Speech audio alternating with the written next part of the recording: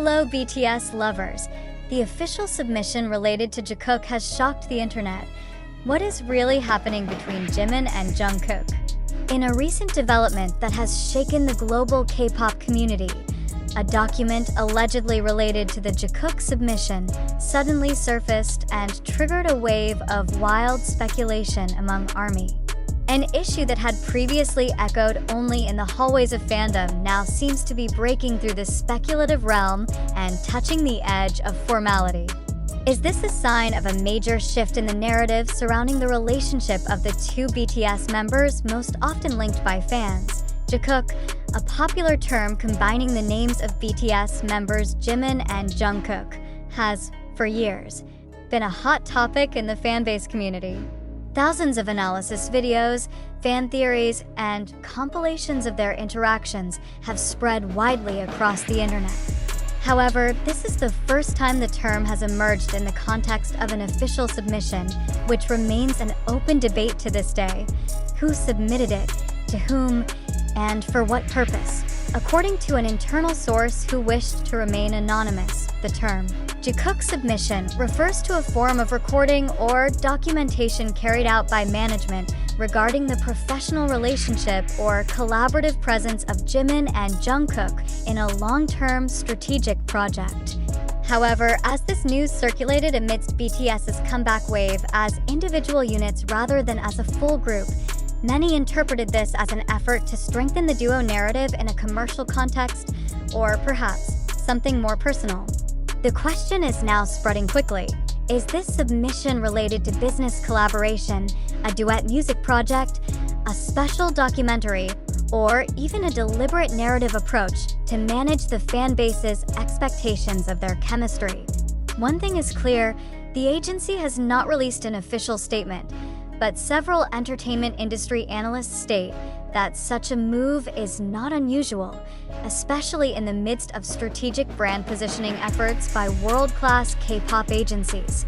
Another interesting fact is that this submission coincides with the increase in digital activity between Jimin and Jungkook, both in terms of public interaction and their involvement in creative projects that intersect explicitly. For instance, in recent months, they have been seen supporting each other's solo work in an intense and seemingly coordinated manner. In the K-pop world, such support is not always spontaneous. It is often part of a carefully crafted communication strategy from a socio-cultural standpoint. The Jikook phenomenon has become a kind of cultural property among global fans. Various academics and popular culture observers have highlighted how interpersonal relationships within boy groups like BTS often become tools for fans to explore identity. Therefore, if this submission truly exists in a legal or administrative form, it would be the first example of fandom dynamics being manifested in the form of an actual document. It is undeniable that this Jikook submission has divided public opinion. Some fans welcomed it with euphoria, seeing it as validation of the dynamic they've believed in all along. On the other hand, many remind us of the importance of separating professional interaction from narratives that are overly shaped by the collective perception of fandom. Amid this noisy debate, one thing becomes clear: Jikook is no longer just a fan discussion topic, but a phenomenon that now touches the realm of strategic communication in the entertainment business. Why is this moment so significant? Because for an industry heavily reliant on public perception, a move like this submission could be a major signal of a new direction in BTS's strategy as a brand. In a post-hiatus world that they are navigating, every move, interaction, and decision carries more weight than mere entertainment content.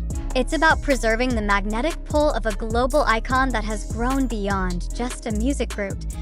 If this submission does indeed relate to the launch of an official Jikook subunit or an exclusive collaborative project, then we are witnessing the birth of one of the most strategic duo entities in K-pop history. And if not, then we are in the midst of a real-life case study of how fandom and management mutually influence public narrative. In a world that is increasingly connected and transparent, Everything that once belonged only to the fan community can now rise to the surface as industry policy. Is this the beginning of a new Jikook era, or just a small storm in the great waves of fandom?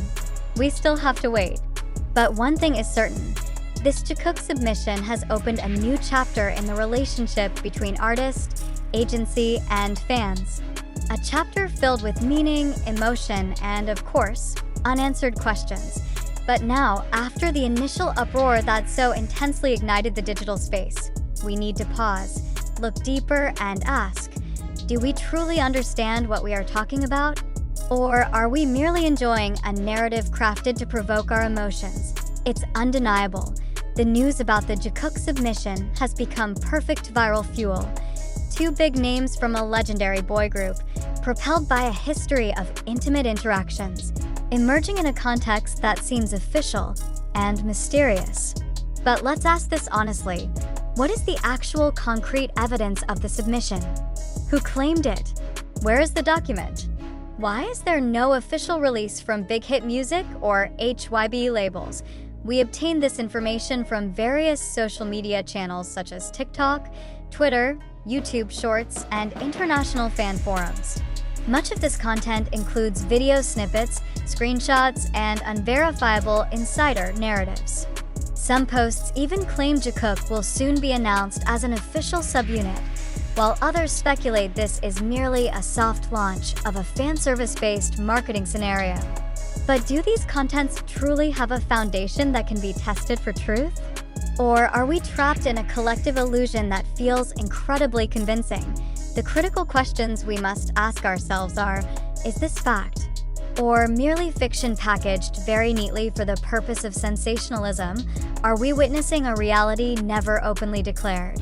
Or are we simply consuming a narrative deliberately crafted to sustain fanbase attention and loyalty? This phenomenon demands deep reflection, especially for the fan community that has become so attached to the relationships between BTS members. Has our enthusiasm already surpassed the boundaries of objectivity? Are we too easily influenced by video clips, facial expressions, or eye contact that could have been edited and twisted to fit a narrative? If we believe in the Jikook submission today, on what grounds does that belief stand? More importantly, who benefits from the spread of this news? Is this an entertainment industry strategy to maintain artist relevance during the group's hiatus period? Is it a form of stealth marketing designed to strengthen fans' emotional attachment to the romanticized narrative of two BTS members?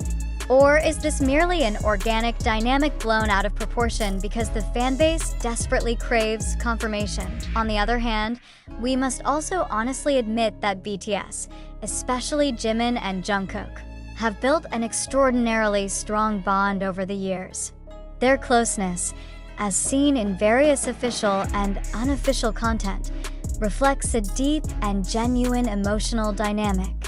But does that closeness automatically mean there is something more?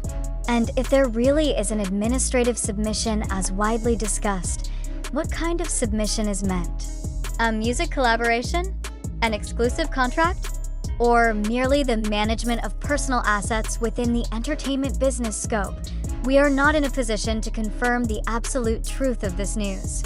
We are merely compiling information from various widely scattered sources and presenting it with one purpose: to encourage readers to think critically. In today's information era, virality is not validity. Every trending topic is not necessarily a representation of the truth.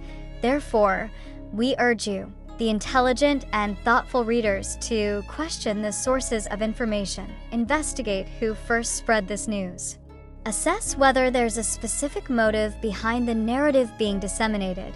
Engage in discussion without fanaticism. Avoid concluding anything that hasn't been proven, and most importantly, do not make fandom a battlefield for validating belief, but rather a healthy and open space for dialogue.